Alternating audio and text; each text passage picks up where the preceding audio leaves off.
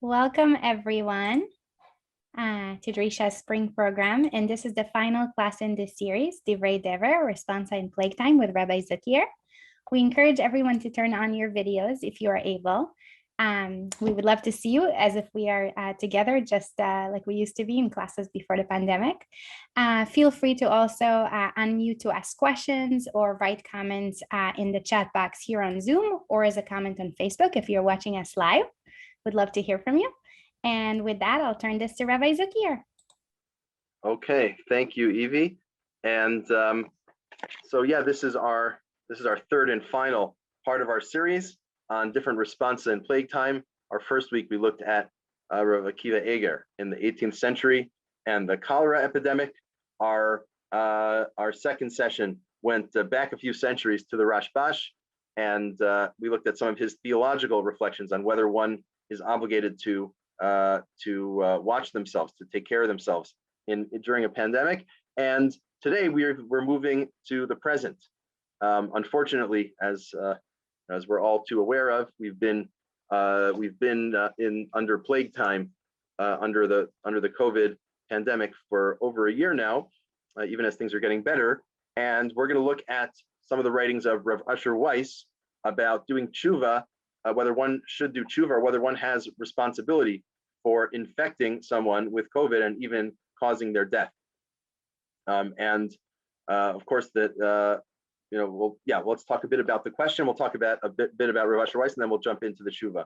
So, by definition, communicable diseases are spread from person to person, and you can trace how they were spread. You can find the cause. You can find the person who spread it. In theory, you can find the person who spread it to the next person, and that would entail, theoretically, someone who's responsible for someone else catching the disease and whatever resulted from that at some level. And so like on a technical level, in terms of the causality, you probably could reconstruct that. At the same time, in terms of the challenge that a person has, people, should people feel a sense of guilt at infecting others? Should there be a way of calming them, of consoling them over their guilt, or affirming it? What's the best approach here? So there's a pastoral question, aside from the physical causation question, which I think we know very well. There's a pastoral question here, and there's also, of course, the halachic question. Is someone halachically responsible, for the damage they cause others by spreading them a disease? Does that depend on the circumstances? Did they spread it intentionally or by accident or not? So these are some of the questions we're going to talk about today.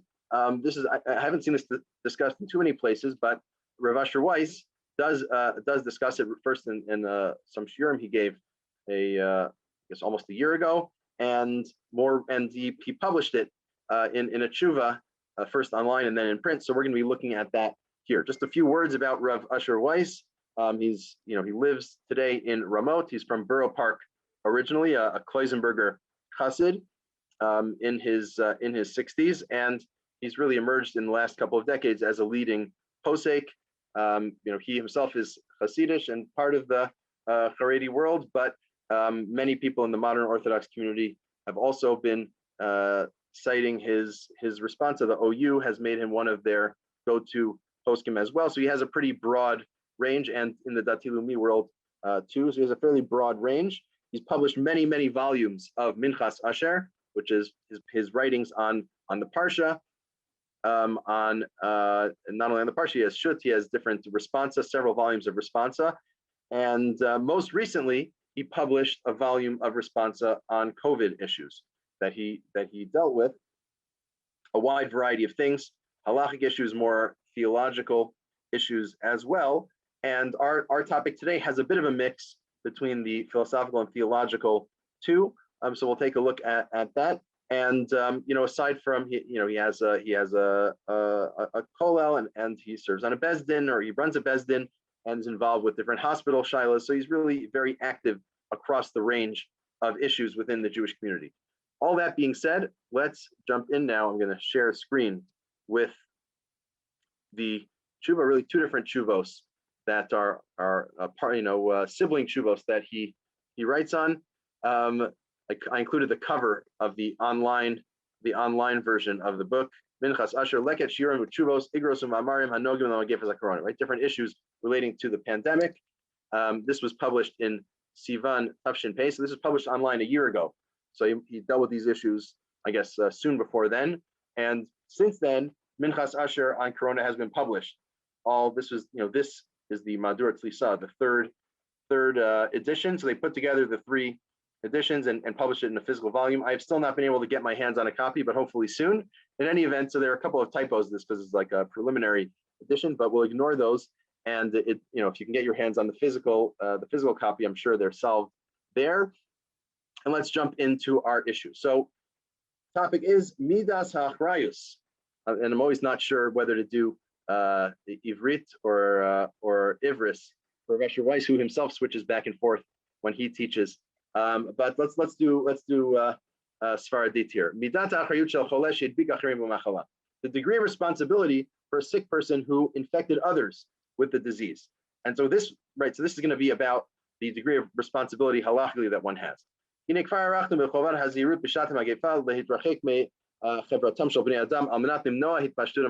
We've already spoken about, and this appears already in the volume, about the importance of staying away from other people during a pandemic to avoid it spreading. We still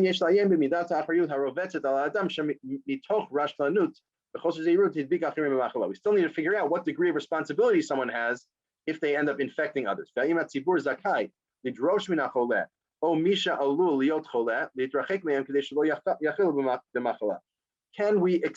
we impose a responsibility on a person to stay away from others if they're sick or might become sick in order to avoid spreading the disease? So that's the issue here.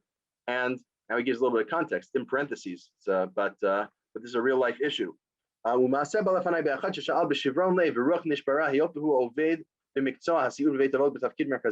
came to me brokenhearted. He works in an old age home, nursing home.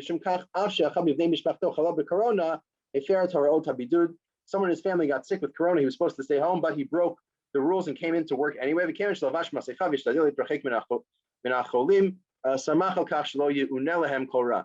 Even though he said, I'm wearing a mask, I'll stay away from those who are in the old age home. I shouldn't spread it.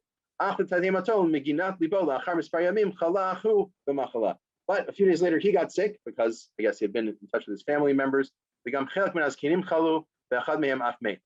got sick. Some of the residents of the nursing home got sick. One of them even died in this sequence.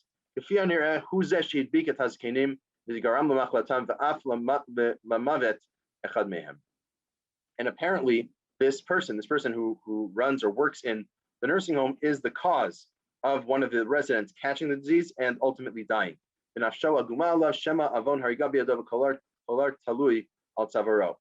his heart is in pain. Maybe he killed this person. Maybe he's responsible for this person's death. So let's look, says Usher, let's look now at the degree of responsibility that someone has. Right? Someone who has a contagious disease. If you're sick, if you have something, let's say you have the flu, you have an obligation to stay away from others, or no, the world continues as it always does. Maybe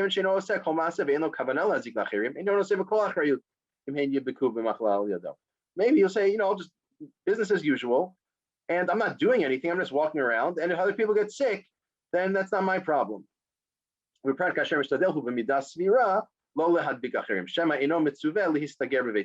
maybe something, maybe a middle position, right? That you're not going to go and talk right in someone's face or sneeze in their face. You'll take some precautions, but you don't need to stay home. Maybe you can still go around and business more or less as usual, as long as you're taking some precautions. We're talking about this is a natural disease. Right?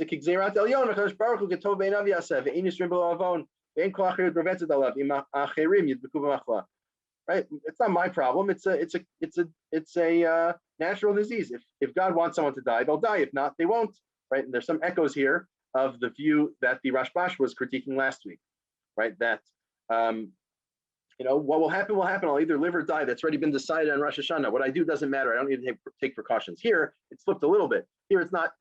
whether I die or not doesn't matter. It's been determined. Now it's whether the other person dies or not has been determined, and I don't need to take precautions.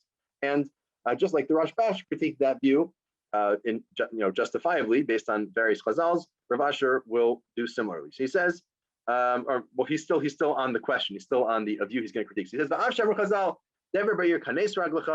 right? We saw this last week when there's a plague in the city. Hold in your legs, stay home. That's nice advice. You want to not get sick, stay home. But you have to stay home. No, you don't need to change your life so other people don't get sick. Just keep doing your regular routine. There's no obligation otherwise. So that's the view he's going to critique.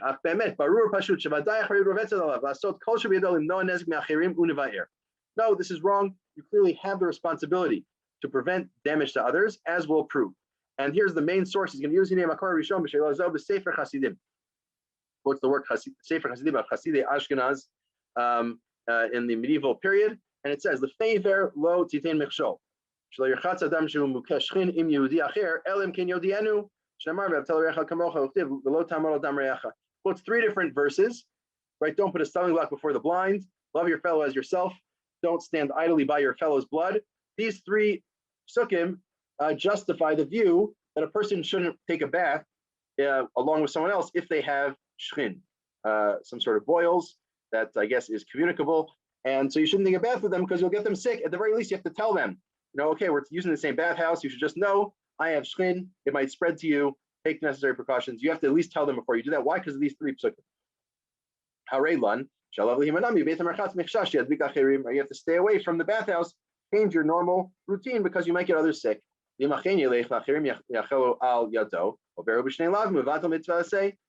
you do go and people get sick, you violated the Iver, you violated and you have not fulfilled that, right? And those are the 3 psukim that he quotes. Let's go into a little bit of detail on each of these mitzvos.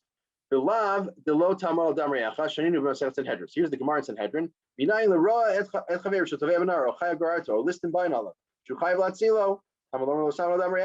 Right? How do we know if you see someone who's drowning, or an animal is ripping him apart, or he's being robbed, highway robbery, subject to highway robbery, that you have to save them? It says, don't stand idly by your fellow's blood. You have to save their life.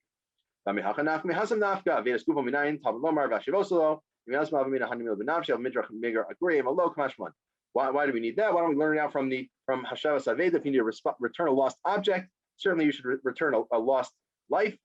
And the answer is, well, to save someone's life, you even need to spend money, even if it'll cost you. To save their life, you need to go out of your way and do that. That's the Gemara in Sanhedrin. Yeah, Richard.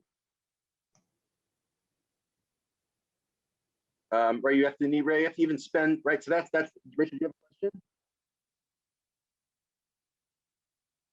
No? Okay, yeah, feel free to jump in. No, you were just frozen. Okay. There was no transmission. So. I could see you. Richard, did you wanna ask something, or was it just? I think Richard's good. Okay, it looks like there may have been a technical issue possibly on Richard's side, but let's continue now.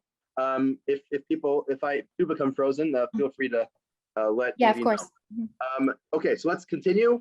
So that's the Gemara in Sanhedrin. The Gemara in Sanhedrin says you have to save someone's life and even pay money in order to do that. It's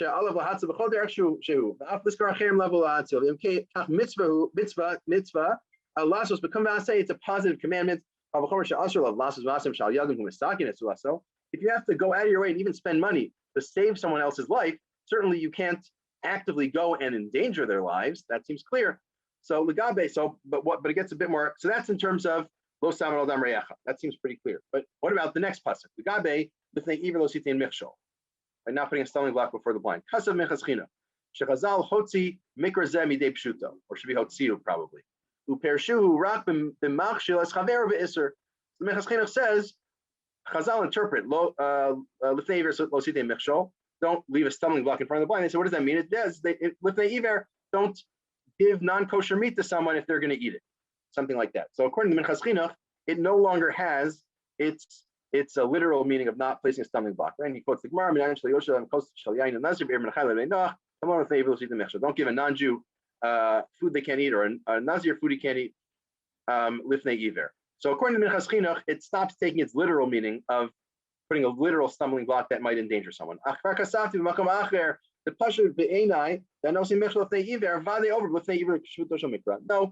I'm convinced against the Minchas Chinuch, and this is many people dispute this, but he says I'm convinced that you're chayav, that you violate not placing a stumbling block in front of the blind if you actually place a stumbling block in front of the blind or otherwise endanger someone. Chazal are just adding it's just an extra prohibition. It's also prohibited to make someone, to endanger someone's spiritual life, just like it is to endanger their physical life.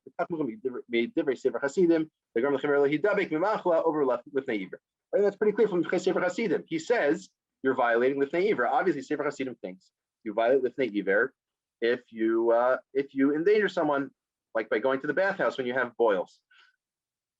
Okay, so that's the second mitzvah. So we talked about lo samar l'amreacha. We talked about Lifnei Iver l'sidim mechshol. We got a mitzvah shahavlerecha kamocha. Karayot minchas Usher vayikra. The Rambam Pirish ein mahus a mitzvah b'rachshei levav bilvad. The mitzvah of loving your fellow, it's not just in the heart. It's not just you have to have feelings of love for your fellow. It means you have to act on it. You have to do good things to other people who first of the Sefer Mitzvahs. Right? If you have a mitzvah to help other people, mitzvah of chesed, the Rambam in a couple of places says the mitzvah of doing chesed comes from v'ahavta l'recha kamocha. So certainly you can't hurt people. You're violating your positive commandment to help them by hurting them. That's Sefer Hasidim. These are the three mitzvahs you violate if you don't take safety precautions. Lo samar l'amreacha, v'ahavta l'recha kamocha, and lifnei Iver l'sidim mechshol. That's for Sefer Hasidim. That seems clear. Mikol makom l'mad b'divrei Sefer Hasidim. Asher adam afalechus lefi tumo v'darko shel olam im cholahu b'machla medabek v'yeshash shiad b'gacher b'machla. Right, and we see you can't just say, okay, I'm not going to go out of my way and endanger anyone, but I can still do life as usual. No, you can't. That's what the Sefer Hasidim is saying. You can't go to your usual bathhouse because you're endangering other people. At the very least, you have to tell them that you're endangering them by going there. Right. So same thing here. You can't just go to your day job if the government advises you to stay home because of potential exposure to COVID. You can't say, well, I want to go to my day job anyway. That's Usher because you're endangering people, right? To use our scenario. But there's a problem. He's going to raise an issue from the Ramah, the Ramah of Moshe Isserlis on the Shulchan Aruch, and he writes. We're not going to read every word of this. We'll jump a bit. He writes, Ruvain rents a room to Shimon to live in his house, and then before Shimon and his wife move in, then there's an issue Shimon's wife. Shimon is about to move in with his wife to this rental house, and Shimon's wife gets sick. And Reuven's worried that his family will get sick. He wants to cancel the rental, right? Because they're living, it's like a room in a house. So they're all going to be in close quarters. He doesn't want to have him move in. You can't pull out in your agreement. And he says, Af im nodesh, mikri ones, even if it's an ones, right? It's out of my hands that this person who wants to rent the house got sick. Sorry, it's right. It's Shimon's wife's. It's not Shimon's wife's fault that she got sick. It's an ones. Certainly, it's not a. Certainly, you can't back out. I can't back out on your behalf for this. Kimasha Omer shu choli mistabek kulo hevel mishalivo nokfo Omer came. Ki Hashem yisalehu amochetz v'arof. You're saying, oh well, it's dangerous. It's contagious. No, Hashem decides if you're going to get sick or not. You can't blame Shimon's wife. So you can't close her out of the agreement.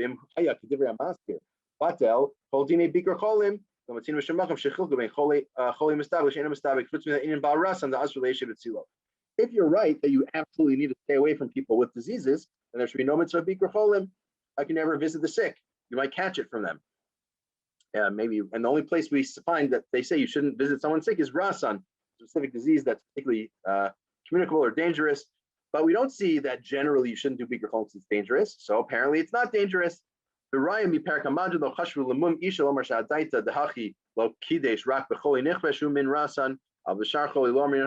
Also, if you find out after you get married, let's say a man finds out that his wife has some disease, that's not a cause for undoing the marriage, right? I didn't know you had this disease. If I'd known you had it, that would ruin the marriage because I'm going to get sick from being in close quarters with you. That's not true. We don't say that. We only say that for Rasan, again, some specific case. But in general, disease is not cause for undoing a marriage, even though there theoretically would be risk of catching the disease. The kol shkem nino done. Certainly here, the chol is eshchiach machmas ipush ha'avir hanog be'ir hahi avamidi l'shchiach ve'im ba'is shelo yeshem chol is the masi kol adam adaite v'ikol neimer saver kibo. Also here, this is not some special disease that just she has. Everyone knows the flu. Everyone gets it, and you're probably going to get it, and that's what it is. Don't you can't single her out. Oh, she has the flu. She can't rent my house, my room now.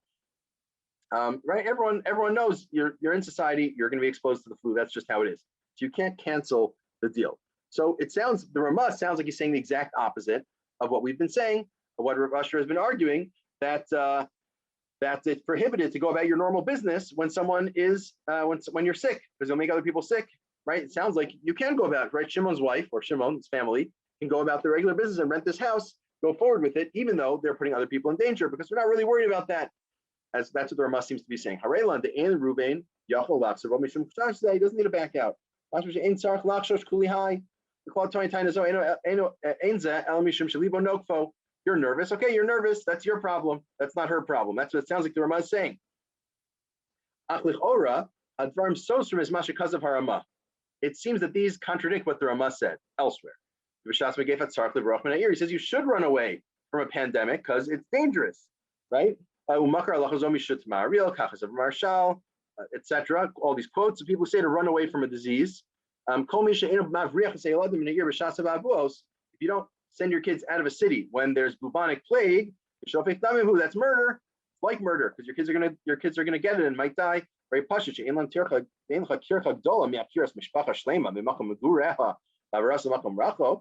Obviously, moving your whole family is a pretty big tircha. So you have to do that. If you have to move your whole family, so why can't you be subject to a rental cancellation, right? It seems to be a kavachomer. So what's going on in the Ramah? It seems like there's an internal contradiction in the Ramah.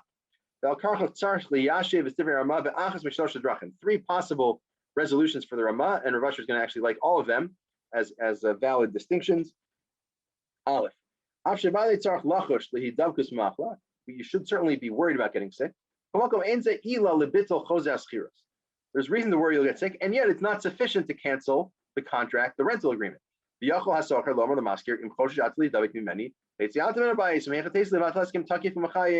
Right? Ruvain rented Shimon the house. They signed the contract. Now Shimon's wife is sick. So Shimon can say to Ruvain, or Shimon's wife can say to Ruvain, you're worried about this disease spreading. That's fair. It can spread. I might get you sick. So if you're worried, you can leave.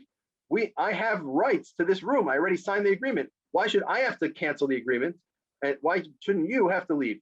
So just because it's dangerous and spreads doesn't mean that Shimon has to lose out. Maybe Reuben should lose out. And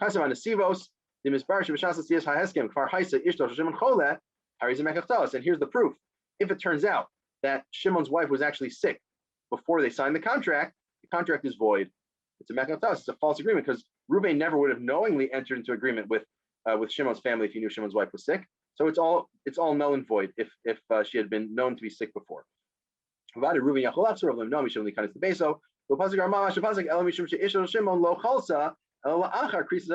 because she got sick afterwards, right? Because if she's already sick afterwards, they already have the rights to that room. They have the right to be there. So then, who says that Shimon should have to move out? Not Reuven. Hari Pshitalan. The Al Shitas Ramah. Vali Tzarch Lachos Lihidavkus. Right? You have to worry. You have to worry about disease, but it's not sufficient to cancel the agreement. That's distinction number 1 between the two Ramah's reasonings. Phase, the second distinction. There's a difference between a person who's sick, who has a specific disease, and a pandemic or an epidemic. There's also different types of diseases with different degrees of risk and communicability.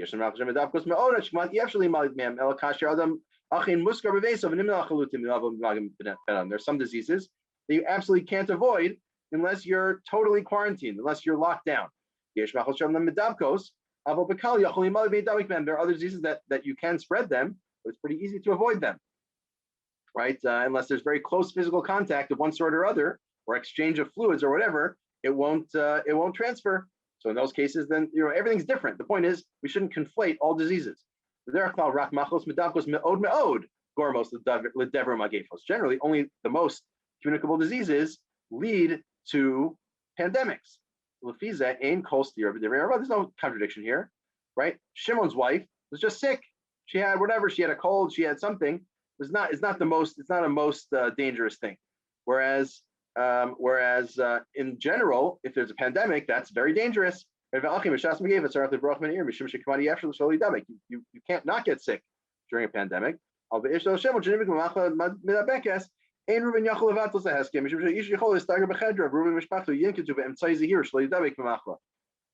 You can't say, oh, the rental is off because Shimon's wife is sick. No, Shimon's wife can wear a mask or whatever, and that'll be sufficient to avoid the spread, because that's, the disease she happens to have isn't so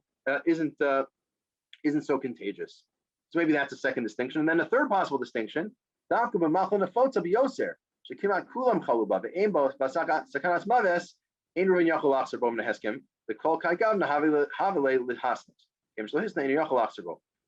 if what Shimon's wife has is just a very common disease that's not so high risk, let's say the common cold, Shimon's wife got the cold, so your average person isn't too worried about the cold. If Reuben wants to be worried about his tenants having the cold, he should have built that into the rental agreement. He should say this rental agreement is only valid if no one in the family has the cold. If they catch the cold, then the agreement is invalid. Since Reuben didn't include that condition, he can't come in now and say that. So that's a third distinction between the cases. All these distinctions are accurate, are true, are sufficient reason to distinguish. It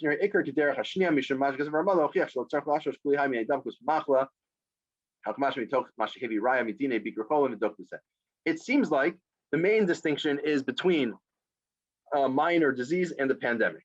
There's different indications from the Ramah. That's the main distinction to make here. So we've neutralized the Ramah, right? The Ramah, we pitted him against himself, and we've neutralized. We said, if a person's just a little sick, then fine, you can still basically function normal, assuming you can contain the disease. If there's a pandemic, so that's very contagious, and that's a real disease, then you need to avoid other people, and that would be sufficient reason to cancel the rental agreement. Any questions to this point?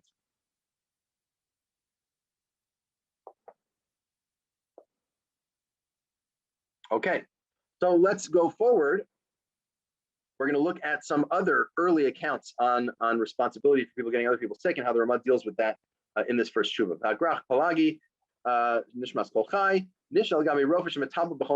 you have a doctor who's tending to patients during a pandemic, so he's getting a lot of exposure, the community is worried that he's going to spread it to them. They said, please don't come to shul. If you come to shul, you're going to get us all sick. Can they hold him back from coming to shul because he's going to spread the disease? He relates to this contradiction in the Ramah. We talk pikvek b'sakana Ramah b'shuba vaso. Rofe wrote to this Bible. This all of the haskin mechitza misav l'makom moshavo sheyachtos benu ben shchenav koshmatzinu gavim etzora. Right. So his conclusion is the doctor can go to shul as long as he's in a separate section.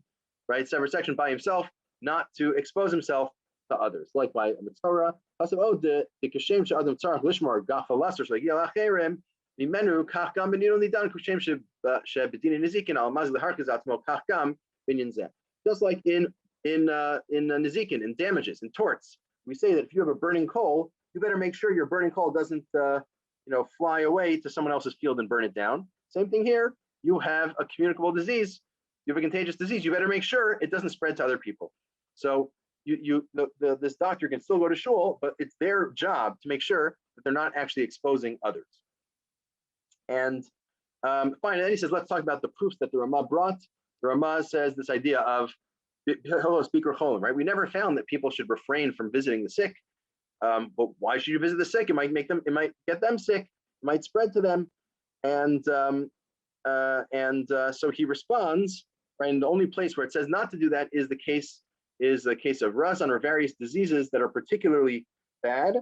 But he so Usher points out, we're not going to read his rehashing here. He says,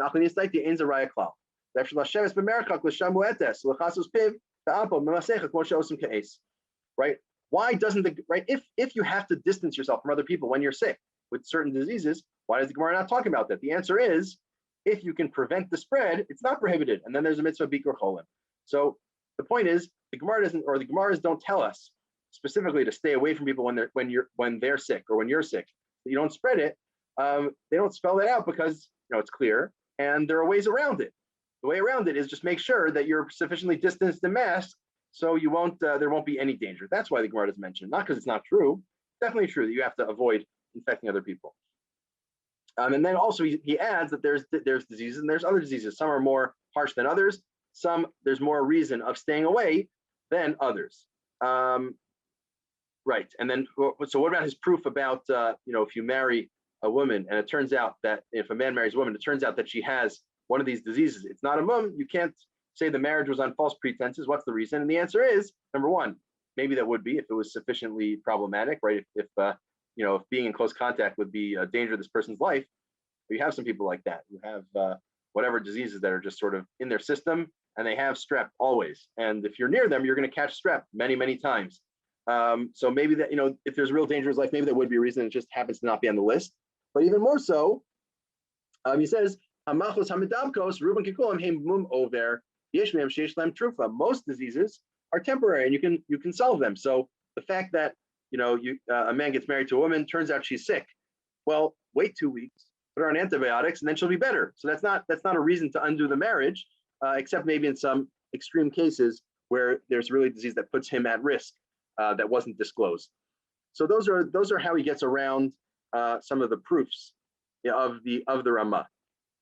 And now he's going to deal with a couple of views that seem to go in the opposite direction and try to respond to them. So two of the great scholars of Galicia, of Hungary area, Agrash Derma, Shlomo, Agrash Kluger, Danu Bedin Nezikin, let's talk about Nezikin. Let's talk about tort. Are you responsible to pay damages if you get someone else sick? And here, the case is not going to be people getting people sick. It's going to be about animals getting animals sick. But it should basically work the same way, right? Because if a person is sick and incurs medical bills or other damages, that's at the end of the day, that's financial. That's a financial tort you'd have to pay. The same with animals. If an animal damages another animal, you'd have to pay that. So here's the case. Right? Reuben has fields for his animals to graze. Shimon rents grazing space from Reuben to bring his animals in there. Soon after Shimon moves in to graze alongside Reuben's animals, Shimon's animals start dying of plague. Actually, both of their sets of animals start dying. With Divrei Reuben, his par Shimon, Mesu, Oterm Nechzu Sanos Reuben, Neguos Memachlam Medebekes, Shimkain Tovei Reuben and Shimon Tvia Kfula Mekupels. Reuben says to Shimon, you rented my field for your animals. We were going to be side by side, but I know your animals were already sick by the time you moved in because two of them died beforehand. So you didn't disclose this to me. You brought this pestilence, this animal plague, this dever onto my animals, and you're guilty. You're guilty. You have to pay for the damages. Probably two things here, or three things here. Obviously, get your animals out because they're making mine sick. Number two, you have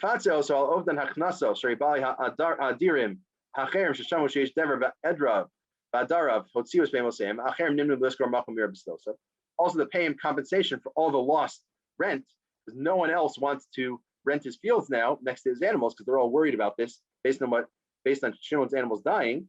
Now no one wants to rent from Reuben, so he owes him the rent for for the foreseeable future. And then third, most directly, pay for the animals that died because your animals got my animals sick. So is this true? Do you have to pay or not? So the Beis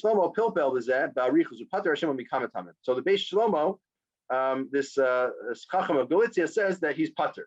Shimon is pater in the present case, right? Again, he rented a field from Reuven. His animals moved in side by side with Reuven's animals, and Reuven's animals, all their animals start dying. And Reuven claims Shimon's animals were sick first and had been dying before, and they got his sick. So why is he pater? Aleph. First of all, the animals are dying not directly, but they're dying through the digestive issues.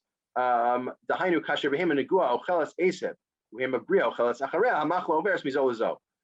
One animal eats, a sick animal eats, its saliva gets on the grass. Now a healthy animal eats from that same grass, they ingest the saliva and they get sick. right? So that's the mechanics of how it spreads, allegedly. So okay, Shimon's animals shouldn't have eaten it. It's Shimon's fault at the end of the day. It's not Reuben's fault. Sorry, it's Reuben's fault. Reuben's animals shouldn't have eaten the infected grass, right? It's not Shimon's fault. It's Reuben's fault, and therefore Shimon doesn't have to pay. That's from the Gemara Baba Kama. If you eat something, right? If an animal eats something that was poisoned and it dies, well, it's the animal's fault. It shouldn't have eaten the poisoned food. It's not the owner of that item's fault. That's the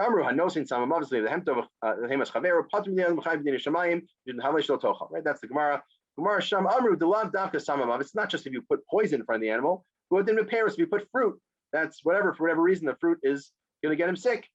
You're potter, because the animal shouldn't have eaten the bad food. So it's the same thing here. The animal shouldn't have eaten the bad grass. That's first reason. Second, now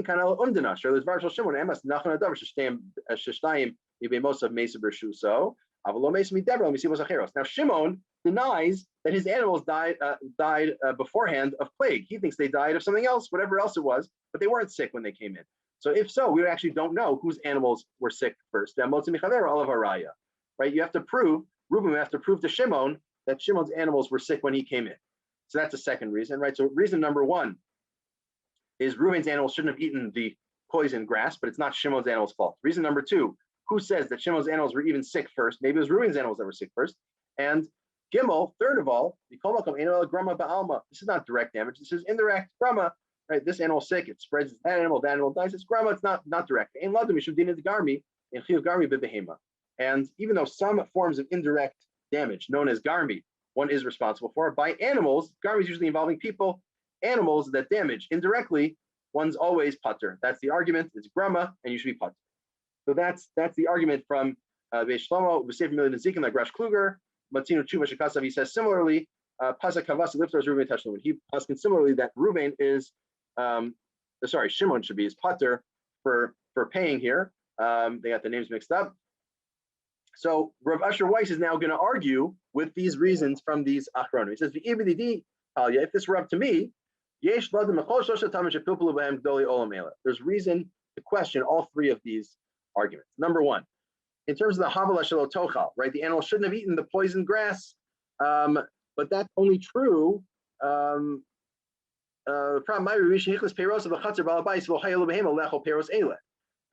Gemara is talking about a case where the animal had no reason to be eating those fruits. It was not in its own reshus. The animal went out of its way and improperly ate these fruits. Turned out the fruits were poisoned. The animal died. It's the animal's fault.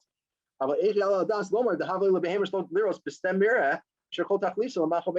whole point here is Shimon rented the field for the animal to eat. This grass is grass the animal should have been eating. So the fact that the grass was then poisoned by the saliva of these other cows and the animal ate it, that's not Reuben's fault that his animal ate the grass. That's what it should have been doing. So the argument of halal shel tochal is not valid. It seems simple, seems straightforward. And also he adds that who says that they get sick from, who says it's a digestive disease? Who says it's spread through saliva? Maybe it's spread derech klanashima, right? Maybe it's a respiratory spread disease. Maybe it's through the air that they caught it, in which case this whole reason isn't applicable. So two reasons to throw away objection number one. In terms of the hotzi mamun be'umdina be'alma, there's a long question of which he doesn't get into. If it's not clear, did A make B sick? Did B make A sick? It's not clear. And hamotzi mechaber al varaya, you should have to provide proof in order to extract money in tort. So he has the whole essay on that elsewhere. Fine, it's not obvious that that's true here. And now be'inyan grama v'garmi, even the detail, if you'd ask me in terms of indirect causation, right? Usually the difference between grama and garmi, indirect causation, that one's not responsible versus that one is responsible, it often depends on whether it's done by an animal or a person. So the question here is, who's doing the damage? So Rav Usher says, it's not the animal doing the damage, it's the owner doing the damage at the end of the day. Let's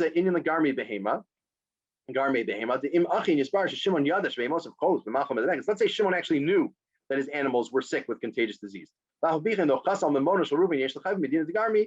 the garmi. It's not the causation isn't the animal eating the grass and saliva spreading, and that's the cause. No, the indirect causation we're talking about is Shimon agreeing or making this deal to have his animals eat alongside Shimon's animals, knowing that they were sick. If he actually knew they were sick, that is garmi. That's indirect causation of the sort that one is responsible and you should have to pay. If you, through fully irresponsible action, you're pshia, you're totally irresponsible, you cause damage to your fellow's items, even if you didn't intend it at all, if you're sufficiently irresponsible, that's garmi, and you should have to pay for that reason. And then we're going to do this whole section outside because there's a lot to cover. Then he says, what about the factor that diseases are microscopic, right? You spread your disease, whatever it is, whether it's a cholera or COVID or whatnot. The actual cause of the disease is microscopic. It's a tiny, bacterium, a tiny a flu, little piece of flu and whatnot. So don't we have an idea in Judaism that things that are microscopic you're not responsible for? That's the argument made. He says, let's say if there are little bugs in the water. New York City tap water has little copepods, tiny little bugs, not bugs, forms of bacteria, I think. I'm not sure. They're in the water. And if you drink tap water unfiltered in New York City, you're ingesting them on a regular basis. Why is that not prohibited? You're eating a non-kosher animal. So the answer that's given is that it's microscopic and you're exempt. So we should say the same thing here. The disease is microscopic and you should be exempt. And his response is, that's not relevant at all. True, invisible things are irrelevant in Isser v'Heter, in prohibitions of kosher and the like. That's because the Torah isn't given to angels. We can't expect that you'll know things that you can't know, that you can't see with the naked eye. It doesn't affect damages, interpersonal damages. Right?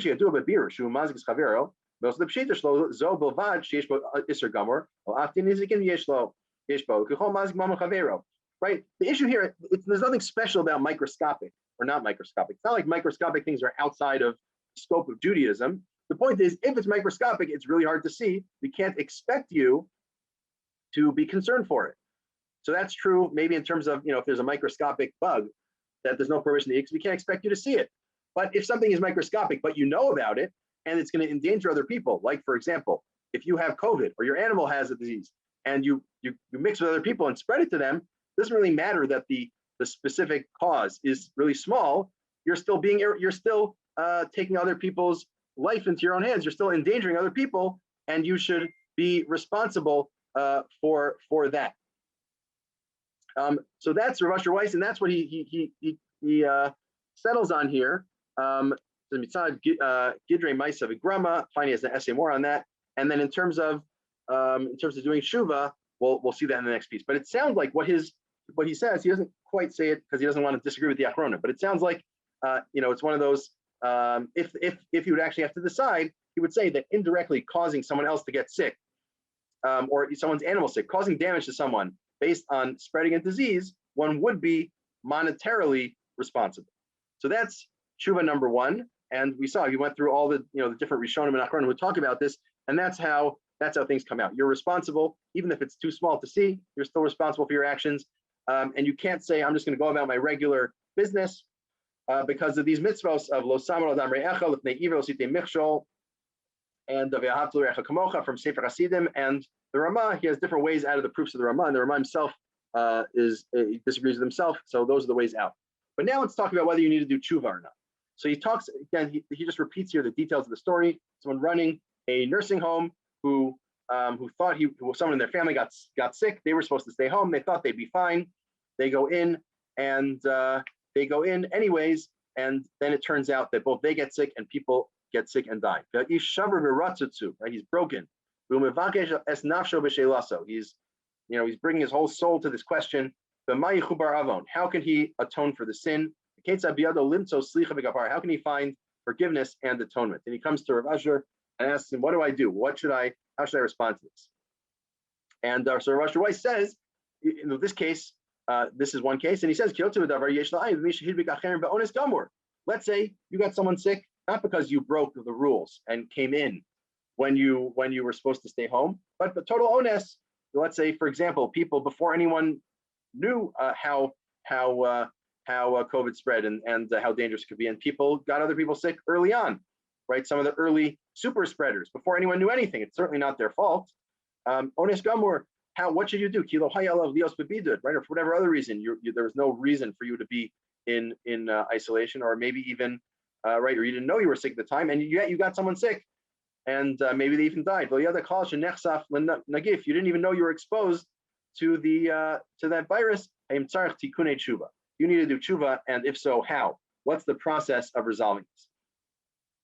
So he says, Hain, Matzinu b'mkomos rabim b'divrei Rabbeinu gdolei hadoros ta'af misha harges hanefesh b'shgaga tzarich l'kabel atzmo tzomos v'siguvim l'chaper avon v'nevar b'ktsar. We know historically, we see many Rishonim, many great rabbis who have said that someone who kills even b'shgaga, even accidentally, right, not intending to kill anyone, but you kill someone unintentionally, you need to take upon yourself various fasts and mortifications, forms of injuring yourself.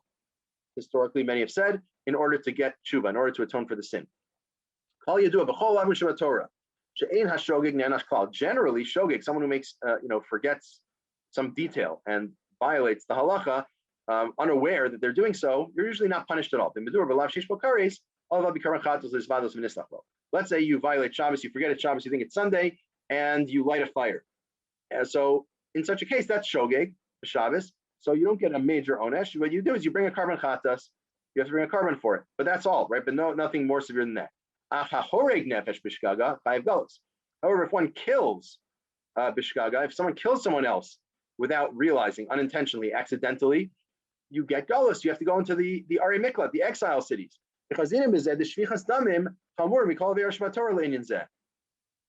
We see that murder is the most severe violation, right? Not just murder is very severe in general, or killing is very severe, we know that, but in terms of how it relates to shogeg, right? In terms of how it relates to not knowing, it's especially severe, right? And that makes a lot of sense, because often certain averos are bad because, you shouldn't be doing this. It's a bad thing for you to do.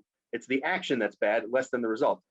In terms of killing someone, arguably, the result is a very, very significant part of what's wrong about it. So even if you do it b'shogeg, there's still a very high degree of responsibility because you still caused this horrific result of a person dying.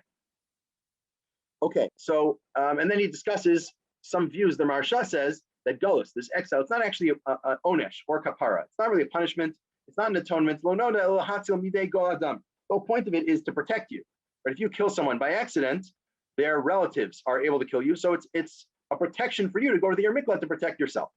But that he thinks that's not really accurate. He thinks really, no, the better understanding is that it's based on, it's a punishment. Go to Sefer Minchas, the Sefer Chinuch. Murder is terrible, or killing is terrible. It leads to the destruction of the world. Right? If you murder someone intentionally, even if you're perfect record keeping the Torah, everything else, you will pay. You will not be saved from judgment. You'll be in very bad shape at the end of things, because it's murder. It's really bad. That's intentionally, but even unintentionally, it's very bad, and that's why.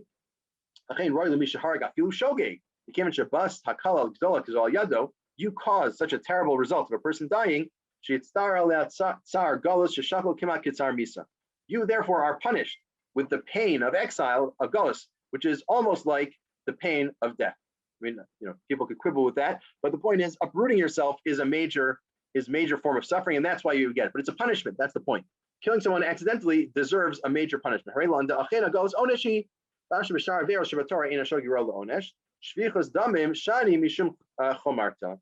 Because of the severity of killing, of spilling blood, you get punished even though it's just shogeg. It's the exception against everything else in the Torah. And he says, there's different approaches throughout history, and he's going to survey this. We're not going to go into all these details, both for reasons of time and otherwise, but it's just worth keeping in mind that historically, there was a period when self-mortification, injuring oneself, and causing oneself pain through a variety of measures was a lot more common as a form of tshuva, especially around Hasidei Ashkenaz and those who followed them. Nowadays, it's less common, so we're going to see that's channeled here as well. He quotes the Mari Vayel, the Misha Shalach Shliach L'Darko. You send the messenger on the way, right? Send this package for me to wherever. He dies on the way. You didn't do anything wrong. You just sent the package with someone. It's your fault. It's not your fault per se, but you still need atonement. You still need kapara because it's can be causally attributed to you. You, by sending this person on your errand, led to their death. You need to resolve it. What do you do?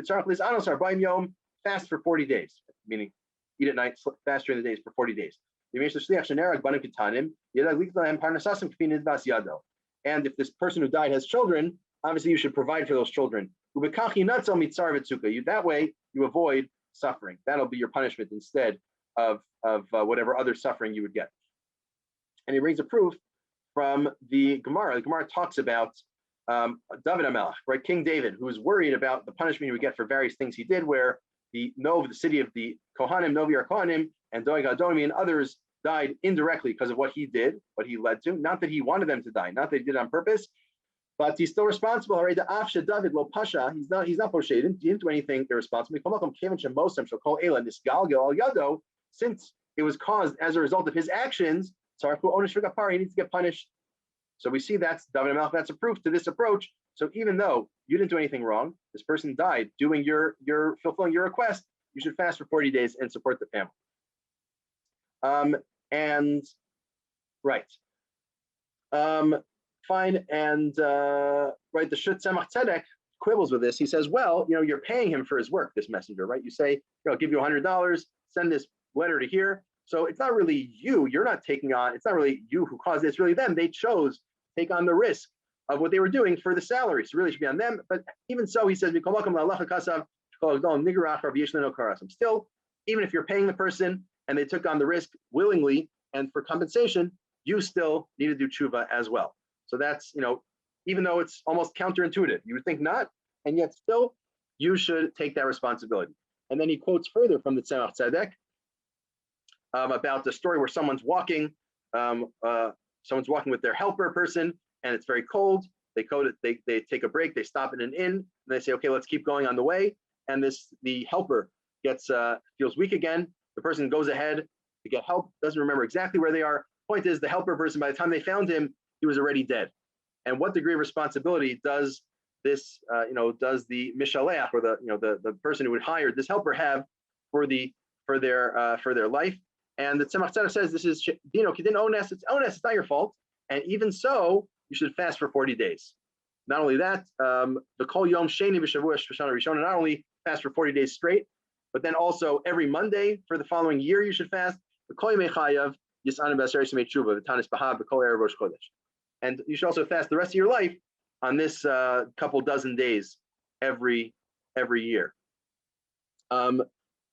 More similar things. There's Panim Eros talks about people playing with guns. She sichku im rove, and they pulled the trigger a few times, nothing came out, and then someone pulled the trigger and killed someone.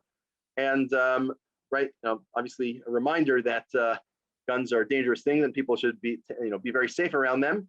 That's old news. We see it already in this tshuva from a while back. But the question is what tshuva one needs to do.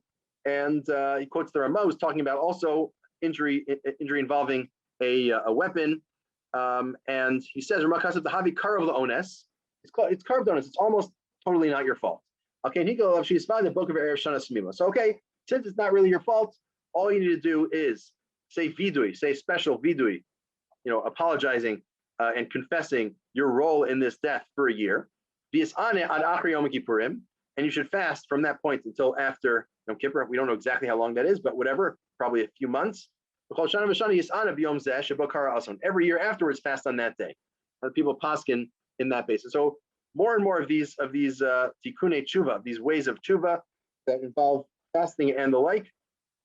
It goes back to the Sefer Rokeach, follower of Hasidei Ashkenaz, who goes into great detail. And he says, if you kill someone, you should move around, like leave your residence, never stay in the same place 2 nights. Do that for a whole year. Or you should be restless. Never stay in the same place 2 consecutive nights for a year after you kill someone. Or he talks about a woman who accidentally smothers her baby. Horrific circumstance. But she should also fast for a year, every day for a year. And certainly if it's mazid, if it's intentional, it's much worse. But you certainly need to do tshuva in all of these ways. More and more stories of different achronim who deal with these issues. People who really no fault of their own, really are trying to do something good, and it leads to someone else dying. It sounds like someone accidentally scared someone else into having a heart attack, and they died. And again, you should really, you should hear the Marami Lublin in this story where the person has a heart attack after someone tried to confront him to support some student and scared him. You didn't want to, you just wanted to confront him, civilly, but he scared him and he had a heart attack and died. You should fast for 40 days straight, and then fast 3 days a week after that. Not sleep with any pillows all year except for Shabbos and Yantif. Only shower once a month. He should lie down by the, people should trample over him. He should stand, lie down by the entranceway to shul. All of these very intense mortifications. His seat in shul should be behind the door, so he shouldn't really be in shul for a year, etc. And he says, these are, bewildering or crazy how severe these things are. And even so, this is someone who did it by accident, someone who has all the excuses in the world. They were trying to do something good, and yet you cause someone to die, even not really through any fault of your own. This is the severe form of tshuva you need to do. So his conclusion from this survey, which again we just saw in short, right, the great ones of the earlier generations, the powerful ones, but different approaches, some more severe, some less severe. Hundreds of years ago, they were very stringent with this. Our bodies are weaker. I don't know if that's true empirically, but that's what he says. Our bodies are weaker nowadays. Our hearts are weaker. We're less able to take this sort of punishment. That seems very true. We